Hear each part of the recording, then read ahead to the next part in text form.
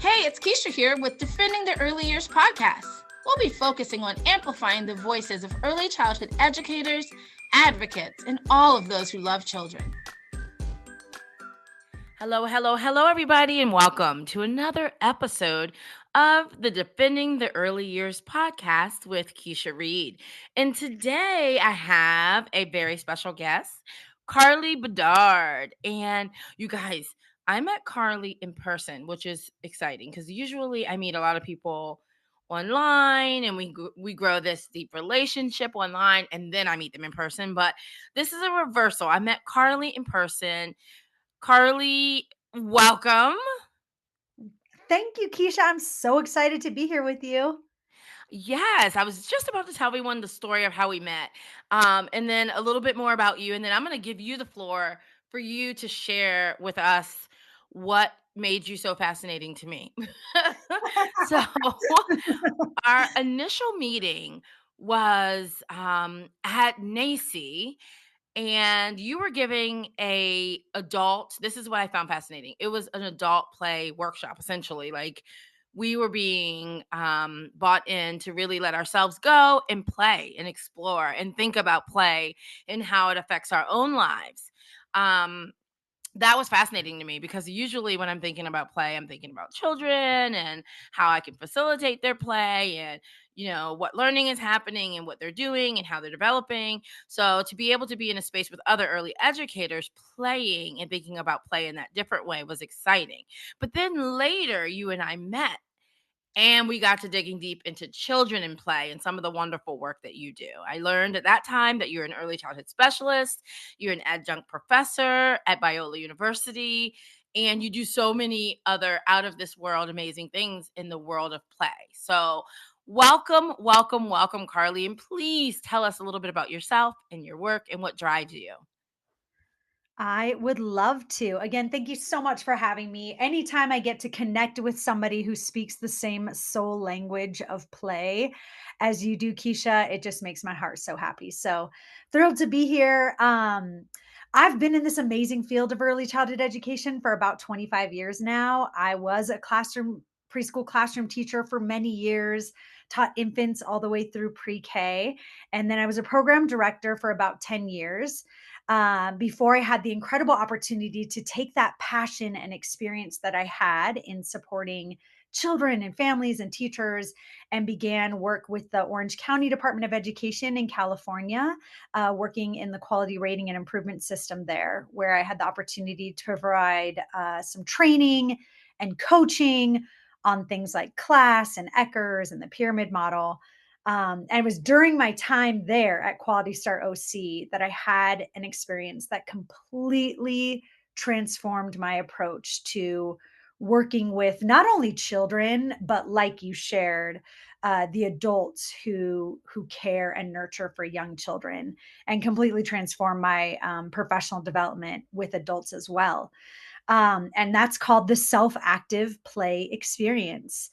It Mm. is an experience that was developed by Dr. Walter Drew and Marcia Nell. They actually wrote a book about the experience called From Play to Practice. That's a NACY publication. But essentially, my manager at the time, she had gone to a NACY conference.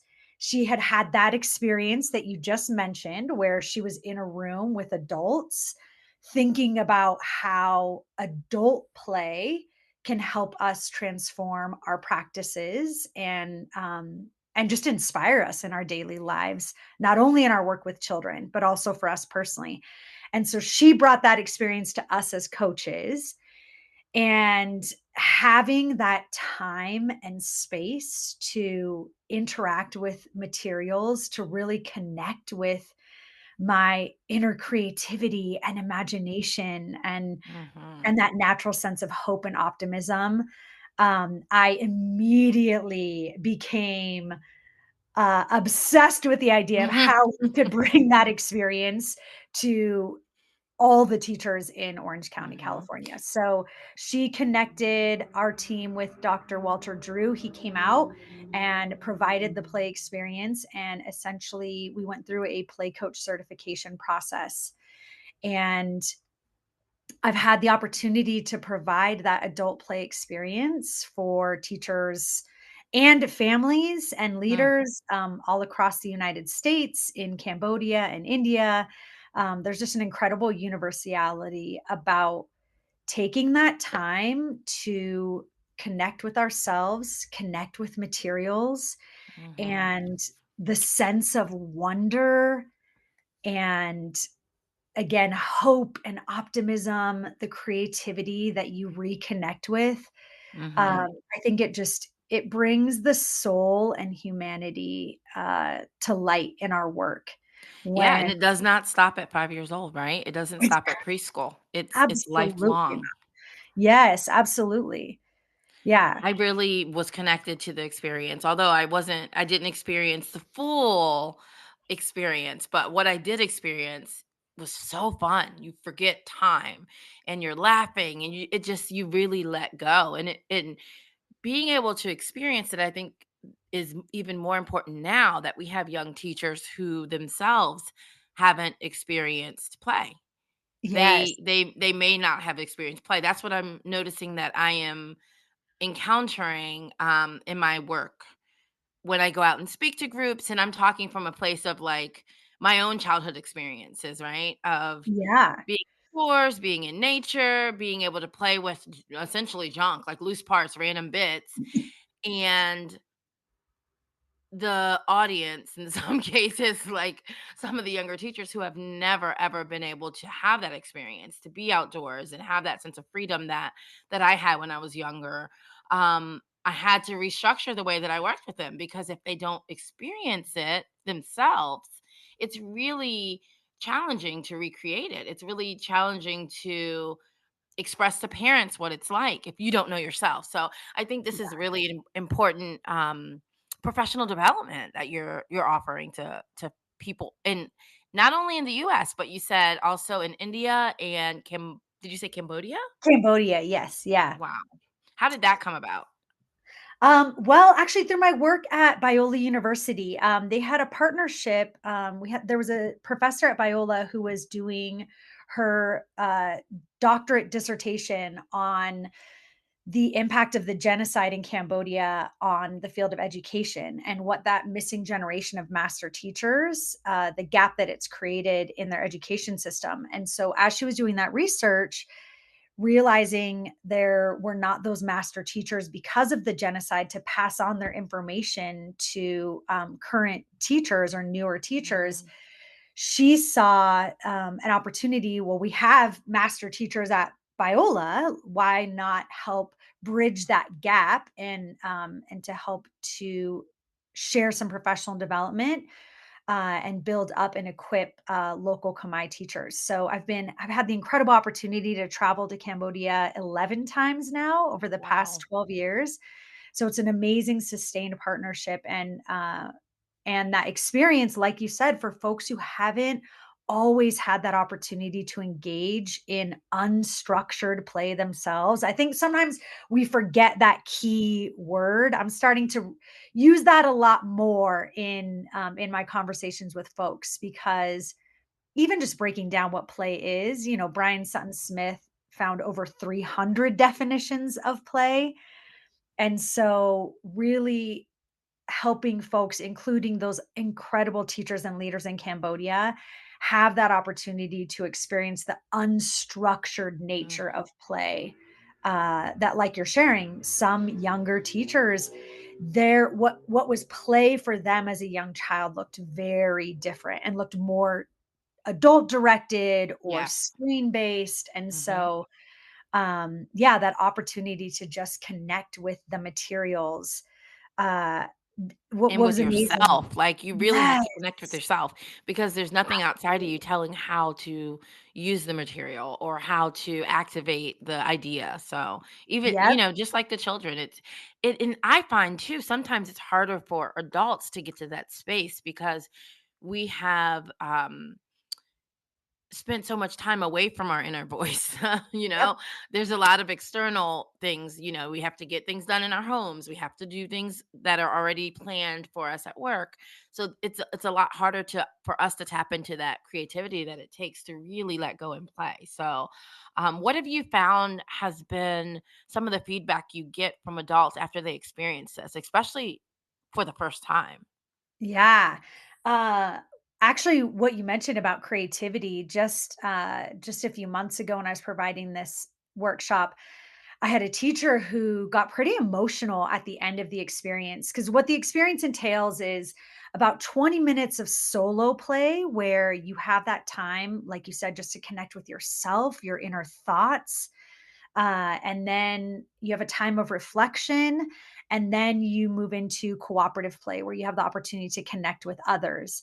And after that solo play experience, she got emotional and said, honestly, I feel Mm, like I was able to tap into my creativity in a way that I believed over the past 10 years that my creativity was gone. I was beginning mm, to believe that I didn't have any new ideas left in me. And she said, this 20 minutes just reminded me of my incredible capacity to be creative in a way that I thought was not there anymore, which wow. is, yeah, pretty powerful.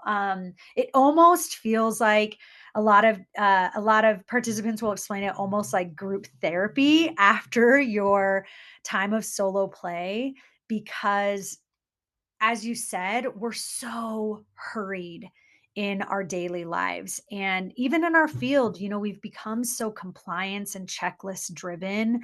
Mhm, We have this list of things that we're looking to accomplish with the kids and all of our licensing regulations. And that can a lot of times take the forefront.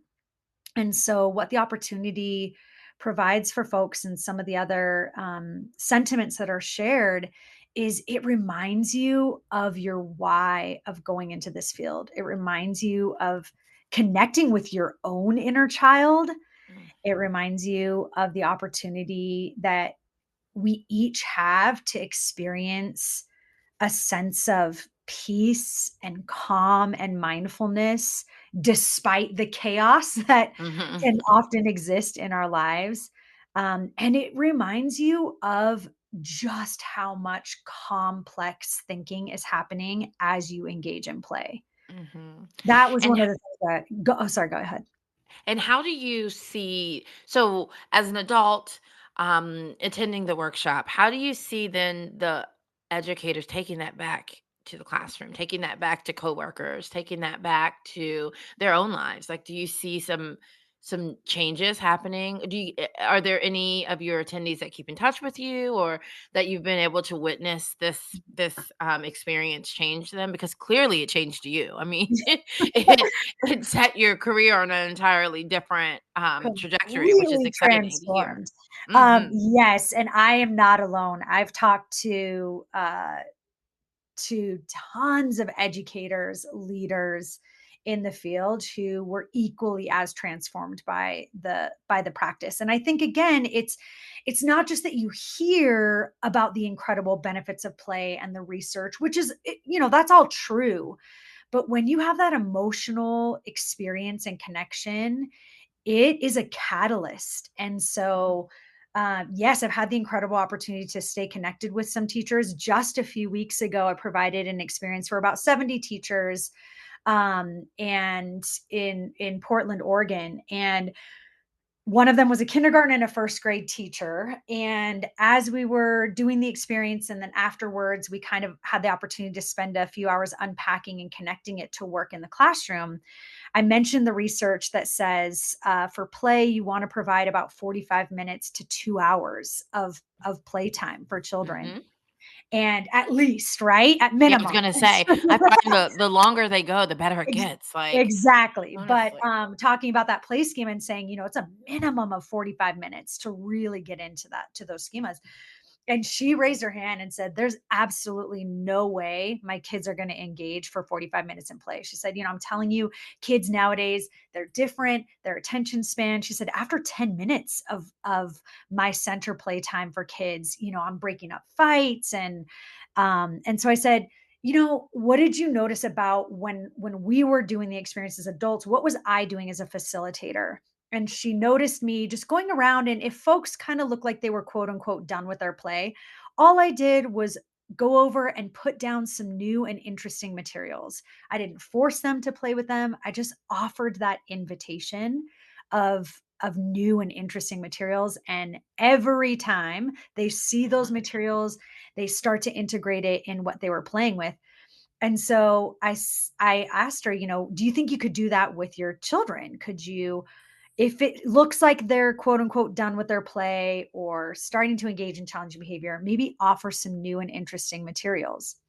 So we had a good conversation about loose parts and really rich open-ended materials, that abundance mindset, the affordance of materials. And she said, okay, I'll give it a try. So Monday, 2 days later, she went back in her classroom. I got an email that day. She said, I gave my kids an hour to play. I brought in really rich open-ended materials, and I could not believe how engaged they were for the entire hour. And all of the learning standards I was able to glean out of that time, the math, the literacy, the social emotional skills. So, yeah, it's Wow. super encouraging to hear from teachers that you're inspired after having Mhm. that experience yourself. You're inspired to take it back. And then we also have teachers who are inspired to do the adult play experience with their coworkers, with their Yes. leaders, with their Mhm. families, right? Um, because it ignites this spark that I'm very fascinated by, when I talk I've to other. experienced, again, it was at NACY, and we were in a workshop on loose parts, and there were ramps and balls and all kinds of things. And there was a challenge given to create a ramp system. I can't remember what the purpose was. It was like to get from point A to point B without doing something. And I've never seen more adults, including myself, literally revert back to childhood. At the end of that workshop, nobody wanted to leave. We were having so much fun. And it just, I mean, even the most button up, person who at first was kind of like rolling their eyes, like, oh, we have to get up and move, really got into it. Yep. And I remember when I first opened my program, one of the things that I did with the parents, which this is reminding me I should do this again. One of the things that I did with the parents, as well as staffs, both separately, was engage them in play with loose parts, just bringing materials, open ended, loose parts, random bits, and giving them time to explore them. And you really get to know a person when you play alongside them. You really Oh, do. So, goodness, you do. Yeah, when you mention, I love those folks who kind of, they're some of my favorite participants who sort of sit there with their arms crossed when it's mhm. time to begin the time of play. And sure enough, within a few minutes, I think just the inspiration of seeing other folks like let go of their inhibitions Yeah. and having that permission. Betty Jones had a great quote that said, "It's up to adults to provide enough space, enough materials, and enough time by Mhm. arranging the environment so that play can happen." And again, I think that's true for both children, but for us as adults too. We Mhm. can't expect teachers to be employing practices if we're not giving them that time, space, and permission to also have those firsthand experiences themselves. And so, Yes. yeah, And I call them my I had an amazing, teacher at my school. She would call kind of those, more challenging children her spicy meatballs in the classroom. And so I always think of those folks who kind of, cross their arms at the idea of playing, as my spicy meatballs in Mhm. the training. I love watching them turn that corner, and just Mhm. reconnect with that spark that exists in all of us. In all of us. Yep. So speaking of materials, since we talked about materials, we talked about time and space. So when I met you, you told me about a amazing reuse material store that was where, in the area where we were. I can't remember, where were we? Nashville? Nashville, we were in Nashville, Okay. yep. So I there used to be one here in Maryland many, many moons ago, early in my teaching career. And since then, I hadn't been to one. I hadn't seen one. It was like this thing that I only could dream that we had. And let me just tell you folks, if you have a community reuse center in your area, go. It is a gold mine for early educators, loose parts galore. I mean, I filled my suitcase. I remember I went back to the hotel and I was like throwing away things that I came with in order to fit my loose parts in my Same, suitcase. same. I still have my little 45 records that I got from that Nashville Yes. reuse depot. Yeah, I mean, the And creative reuse depots, it's a huge cornerstone of Walter's work. He actually had mhm, a reuse depot, both in Boston in his work, and then now he lives in Florida. But that idea of upcycling and yes. sustainability Mhm, and partnering with local businesses that might have objects that would be discarded, and what the reuse depots to me do, besides providing materials at a really yes. inexpensive rate, which, you know, as teachers we Yes. always need, but it I think it helps you look at materials in a new way. You know, when you see that abundance, like one little plastic cap, that's trash, right? But when you Mhm, see 200 green plastic caps in a bin yes. together, it does something different with your mind and Mhm. your The understanding. possibilities. It just Yes, the makes you think of, wow, possibilities. the possibilities. It's that Yep, abundance we talked about. yep. So since then, I have been to 4 different reuse centers. I went to visit my daughter in Pittsburgh, and she was like, "Oh, wait, we have one of those." And I was like, "We're going now." So we went there. That was amazing. I'm going back in a few weeks. I'm bringing an empty suitcase. We're going there. I found one in the town over from me. And then yesterday, right before, I thought it was hilarious that I found this right before us, the day before we recorded, I found out that there is a brand new community reuse center opening like 15 minutes from me. So I'm super excited about that. I'll be Oh there my all the gosh. time. That's I will be awesome, there Keisha. all the time. And I think it's so important that children have free, structured, open-ended process experiences with these materials, both in art and in the classroom and outdoors. It's just endless. It's the feeling that we get as adults when we experience this, that self-knowing, that reminder that we're capable and that we're creative and that, you know, we have ideas is the same experience that young children have when they explore these materials. It's just magical watching it. So when people wonder, like, what are you going to do with 200 green tops? I'm Yep. always like, honestly, to be determined, because I give it to the children and I could never guess. The things that they come up with would have never been on my radar. So it's just really fascinating. It is incredible.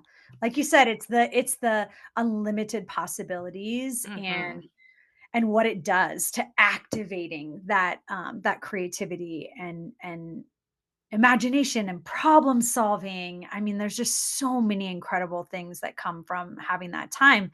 And again, connecting it back to the adults, it's when we provide that same time and opportunity for adults to also experience it, that's where you see the magic of the transfer of learning. Is they have that firsthand understanding of the unlimited possibilities, of the incredible complex thinking, of the healing power of play, and having that firsthand experience makes it so that they're just more bought into the idea of providing that time and space for children to engage with those materials as well. So, Carly, I think it's time that we make our announcement. I am so, so excited to tell everyone who no one knows this. It's just you and I to tell everyone that you will be attending the Play Empowers Teacher All Inclusive Teacher Retreat this summer, and you will be bringing your wonderful workshop so all of us can experience the joy and the power of play. So, can you tell us a little bit about what you're going to be bringing to the retreat? I'm really, really, really excited about this. I am so excited, Keisha. Yeah, I'm thrilled that we're gonna get to have this experience together in person.